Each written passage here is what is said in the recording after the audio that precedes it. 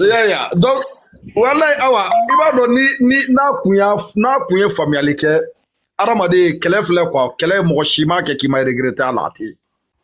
Il gagne o, il va regretter kele la. Il m'a gagné o, il va regretter kele la. Bon, fin do be ne a kebaga ya mani e la. Amayi la mo kan nege. Artisia ni jamane ya teta. Awa, artisia ni marabalia teta. Artisia ni disiwa teta. Artisia ni ne de kafale no nya dalendo. Ema iye ba artisi chamanga jelmango ya la bi wera de nodo de. Awa iye ba artisi chama nege bole na mogola wera comportement de do jugo ya tere u ka kewale de ugo ya mogo yi. Koro les gens habitants ni de retour ta la wa tanin kala al na blanda bla. Donc, ça est dongo kele ça avait famia. Non, dongo est que. Ma femme, je parle sérieusement. Dès pas mon année kele yere terrain quand. Dis à la kele follow la bébora kele kono. Voilà ça moi chèque ko kale dessin et kele ke de do pas et passer la chèque ko kele là. Bah et dongo là. Mais dépenser mi ke ni wa nyedo. Go. Bébora déjà ka kele follow ni. Voilà. Donc, Shaggy, c'est-à-dire, fin d'obé, à teke quoi. À teke. Tiens, ni en balané ka fi à toi. Tiens, hein? Moi, mi reba fi go sabali tiens. Awa flene ne na awa ne DJ minga kumala gata saka mo ma dondo. Amena duguma kumala de.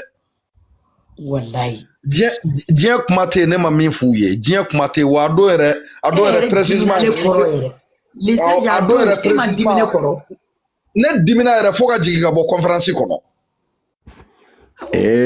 même vie les sages ne perempere wale sages dimina ka jigi ma fam za déjà kumbolo de ko ni bezin ne bina mago nyaaye quoi akuma famu mo mi nega kido kele bezi kono yin taw Shaggy Sheki wakunu abora ka mugo ajatigi munu toko fo video mani Aminata Baba Chamuni musoni de abe kulu fana de tatun kulu di nenima ala ne denindo ne ba do kuma emi mena kuma di basa kuma emi hey aduna cha ale ere mi nga rectifier mandi tukun quoi tu sais que ni mo koy caméra ere do anya ka tang artiste ka ta fa blenen ni bablenen ka be rectifier to godi c'est pas facile il va rectifier to godi rectification la présenter mi jamana se ka trophée du menta ka de manna fona et trophée ta Bangladesh ge et donc un micro d'autre follow ka kuma franchement parce que au hine ka bongo jugu au ka ko man ne kele ngono non bon chaque avec tout di aya to hine ba to ka to krefe parce que ambe ninga na gele au mai non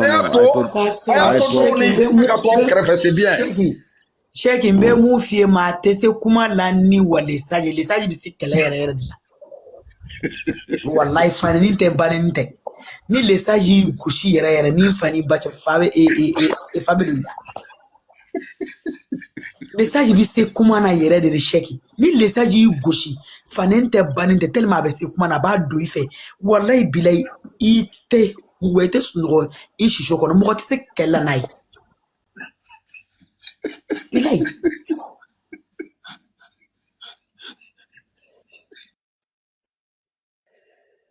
Chaque mois, il voulait essayer de continuer avec le micro d'autre coup. Chaque mois, oui. Quand on m'appelle sur le. Il va sur le sage. Moi, tu sais comment la ni le sage. Hey, le sage, je sais qu'elle est là. Voilà, il bilay. À te gringri, aya fogo le sage, il sait de. Ni fani mbareche le sali bi goshi wallahi fani ni temena ya duife na ya kabamana ngai duife ibi wallahi bi to yika glan jugoro ka kungame wallahi bile wallahi sali keleme ka akono de bira wede ate gringiri na fi yata de to jugodo nala A y'a tapoter o bɛ ka vidéo signaler. Voilà. Voilà. Donc, awa, tu sais, wallahi, i b'a dɔn ni adamaden n'i ye diɲɛlatigɛ nɔgɔya i yɛrɛ ma, i bɛ lafiya quoi. C'est-à-dire, an bɛ se k'a fɔ yɛrɛ an den don parce que an denw yɛrɛ bɛ kɔrɔya n'a ye. Bon, n'a kun ye diɲɛlatigɛ nɔgɔya a yɛrɛ ma, mɔgɔ muɲunen o bɛ si bɔ sɛfan na. Awa, Babani filɛ, Umu Sangare filɛ, Salifu filɛ, Ablaye Jabatew filɛ, diɲɛ fɛn bɛɛ dar'u kan. Wallahi. Bingini yɛrɛ filɛ, diɲɛ fɛn bɛɛ dar'a kan. Diɲɛ fɛn bɛɛ. Bingini yɛrɛ ta tɛ se ka fɔ. A tɛ se k'a fɔ k'a ban yɛrɛ. A dan tɛ lesage a bɛ nin yɔrɔ na tɛmɛ a dan tɛ nkalon ka tigɛ ka taa Umu Sangare kunkolo ta ka taa bila dɔ kunkolo la k'a ye porno tourné Mali kɔnɔ en 2004. Considération Escobar, wallahi a kɛra. Ça va, Belle Touré, comment vas-tu? Tout le monde m'a ouvert. Ma juguya warala muso kan. Ka juguya wara Umu kan. Ka taa kunkolo ta en 2004 ka taa bila muso kunkolo la ko ka tila k'a ka dɔnkili dɔ ta k'o monter o la ka nkalon kan koyi. Wallahi. Ka dɔnkili monter o jukɔrɔ nkalon fɛnɛ kan. Aw bɛ conseil de kɔnɔ hali bi wa? Anw tɛ conseil kɔnɔ koyi. Ayi mais Cheick nin fɛnɛ b'a ja o. Maaw bɛ k'an lamɛn. Parce que conseil d'a ma o bɛ k'a ka sabali ka bɔ a kɔnɔ. A ka to nin kɔnɔ de an ka taa. An taa nin ye koyi. Nin tɛ jigin dɛ. Ne yɛrɛ ɲɛ tɛ kɛlɛ nin bancogo de la ne bolo. Ne t'a bancogo la. Cheick wallahi moi je te soutiens parce que Cheick e dɔ min kɛ wara ni ka ko la. Donc pas passer mun bɔ. Donc ko yɛrɛ ka bon. Je te soutiens. Ne dɔn yɛrɛ ka bon yɛrɛ. Ne ye challenge min yɛrɛ kɛ Dija ka sɔn na hali ne ma kɛ Bigini ka sɔn na.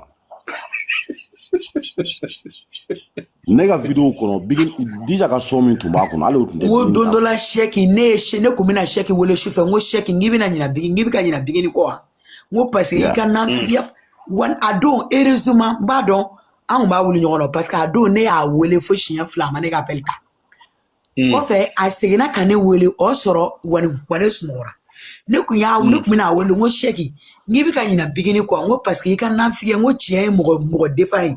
E sigilen bɛ réseau kan e bɛ ka mɔgɔ min défend tigi tɔgɔ kan n ko f'e bɛ ka ɲinɛ o kɔ don o don Dija n ko i ka nafiya tiɲɛna parce que ne kun b'a dɔn ne kun y'o fɔ a kun b'a fɔ n m'a f'i ye ka nin jama na nka inbox kɔrɔ heureusement a ma ne ka appel ta. Walayi bilayi aw b'a kalama ko mɔgɔw kun bɛ ka Bigini to yen ka deni n ko deni yɛrɛ bolo. Ko mɔgɔw bɛ ale fɛ ka tɛmɛ Bigini kan. Anw tɛ ka ɲinɛ. Juste an kun bolo de c'est à dire a kun bɛ ka liti dɔ de kɛ an bolo au début an tun bɛ ka coup de main d'a ma à travers ça quoi. I m'a faamuya. Ne yɛrɛ avait besoin de ça o tun ye n'an ka laɲini ye quoi. Mais a kɛra fitiriwale den de. Ne kɔni ka kɛlɛ tɛ maa wɛrɛ kan dɛ. C'est à dire mɔgɔ de mana i sigi ko a ye Dija hinɛ a la. E kɔni e ni ne bɛ ɲɔgɔn na de fo ka diɲɛ wuli. Mama ɲa min ma kɔnɔ rond point na bilayi bon ni bɔra ni mi gulon hein c'est à dire a ma si bɔn gulon de la quoi a tɛ la passer yaw Dija Cheick mama ɲa ma a ka ɲamakalaya baara de tɛmɛ non mama ɲa wale sage Baba Ɲame taw ye nafiya de Dija ye vidéo joli kɛ anw kan yan Baba Ɲame il était tout i sigi Dija y'an fa nene ka ba nene ka video bina ne kɔ kɛ e ma kuma o la ka Bigini yɛrɛ ba nene ka Bigini fa nene o tɛmɛnen e bɛ sɔrɔ ka ne jɔ girin Dija ɲuman t'a kɔ i k'a lɔ mɔgɔ bɛ mɔgɔ wele k'i fa ka wele k'i ba. Cheick a ka kuma min ye ne la yɛlɛ i b'a dɔn wa ko debi ye Dija di mɔgɔ ye ko debi ja di girin kɛlɛ la ko n tɛ don girin kɛlɛ in na dɛ. A bɛna don a la o ni Ala cɛ. Ayi a ko k'a tɛ don girin kɛlɛ la dɛ. Girin bɛɛ mɔgɔ ɲuman de a bɛɛ mɔgɔ ɲɛnɛma ba mɔgɔ n ko hey kana n'an draguer. K'a bɛ an manipuler. Baba Ɲame nana k'a b'an manipuler de. I y'a faamuya a bɛ fɔ ne ma n ka cɛ ko arnaque. A kun bɛ ka arnaque kɛlɛ kɔnɔ de ni Ala cɛ. K'a tɛ don girin kɛlɛ kɔnɔ dɛ. An ka si bɔ la. Ko hali ni marifa jɔra e ni ne cɛ ko n bɛ n jɔ ko nka ko girin kɛlɛ ko n tɛ n jɔ dɛ. An bɛ ka kuma k'i ya kika bɔ kɛlɛ kɔnɔ e bɛ n'i jɔ kɛ e bɛ na anw nɛgɛ ka tila c'est-à-dire u mɔgɔ u bɛ k'an tinpa kɛlɛ nin kɔnɔ dɔw bɛ na négocier déjà bɛ i den ka morceau fili an kan dɔw bɛ na négocier k'an galabuni faga déjà b'a fili an kan o de tun bɛ ka ne dimi mɔgɔ ninnu kɔrɔ. non a t'a ɲɔgɔn fili fo kɛ fo ka jigin. mais min f'i ye walayi un artiste. les sages a gɛlɛya koyi. les sages a ye kura bila i m'o lamɛn yan. o ye jumɛn ye. a lemaniya o. a ko mun de. a ko. a lamɛn ko fɛn dɔ bɛ ji jɔ. n t'a kɛlen segu bilen sa. wala ma wagati min na sa fɛn min bɛ ji dugu ma ala o ni ji sanfɛla tɛ kelen ye ala. n t'a kɛlen amina yarabi ala ka hinɛ an bɛɛ la sa. wa ji dugu ma. n t'a kɛlen ma. sɛgɛ ka na n k'a lamɛn ta dɛ. sɛgɛ ka. fɛn min bɛ ji dugu ma n'o tun bɛ ji sanfɛla la.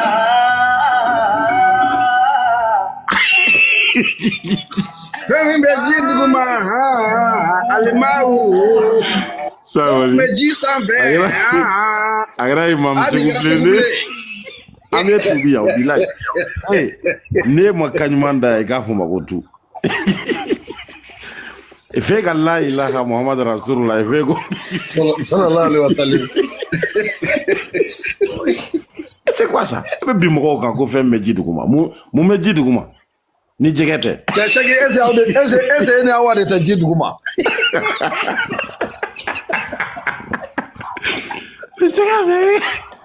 ni jɛgɛ tɛ mun bɛ ji dugu ma. a fɔra k'i ka dabila i ban i kulo ja ko sisan k'e bɛ kɛlɛ kɛ bi k'e ko fɛn bɛ ji dugu ma foyi tɛ ji dugu ma i bɛ bɔ de. a mana kɛ ji dugu e de y'a ye o anw ma taa ji dugu ma. non Sɛki aw kɛra sumarɛ ye.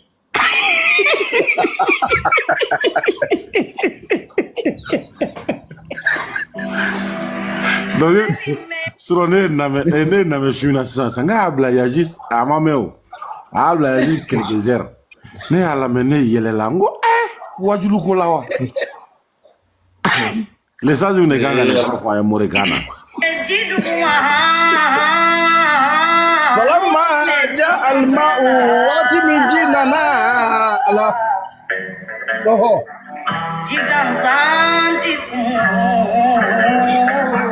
ji bɛ sanfɛ ala. n da kɛlɛ jeliba b'a ye sa wa. ngirɛ.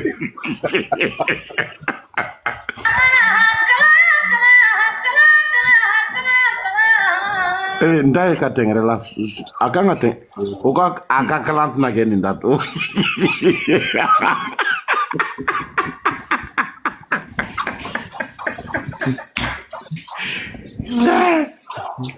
moi je vais aller dormir.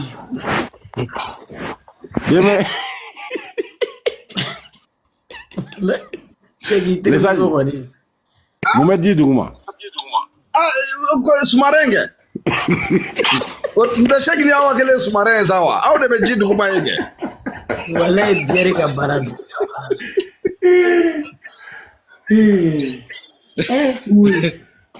non a kɛra baara ye.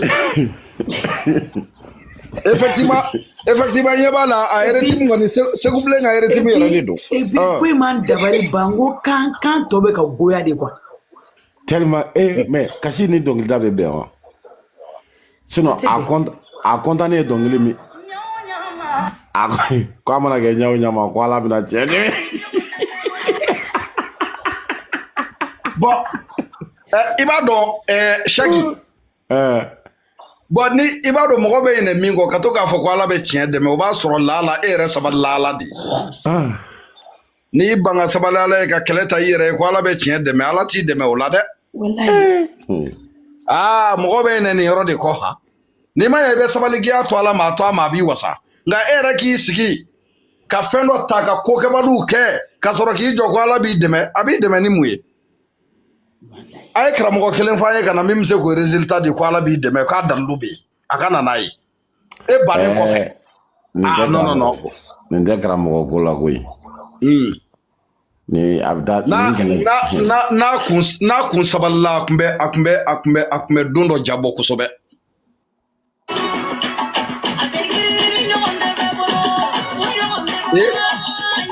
O fana ye jumɛn ye? n ko concert bannen a taara don studio de la k'a bɛ nin kɛ surprise ye ka d'an ma bon kɛlɛ de nana bila o kɔrɔ de sa o de y'a tɔɔrɔ. Ah non mais Cheikh aw kun kan k'a to a ka nin bɔ.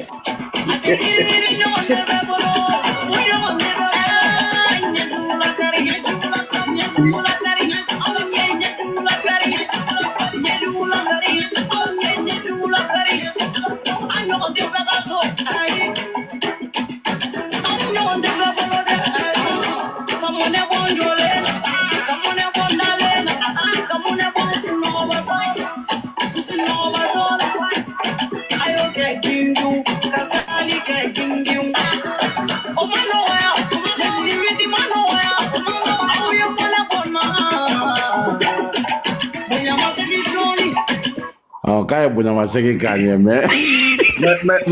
mais i ɲɛ b'a la dɛ Cheikh dɛ. A tɛ jiya ko k'a lajɛ ba a y'a ko. K'a ko cogo di? A y'a ko ni fɛn dɔ t'a la quoi a y'a ko. Nin sɔn in de kun bɔra ko nin bɛ kɛ surprise ye a tɛ girin girin na. A bɛ ka kuma kɛ yɛlɛ ko fɛ.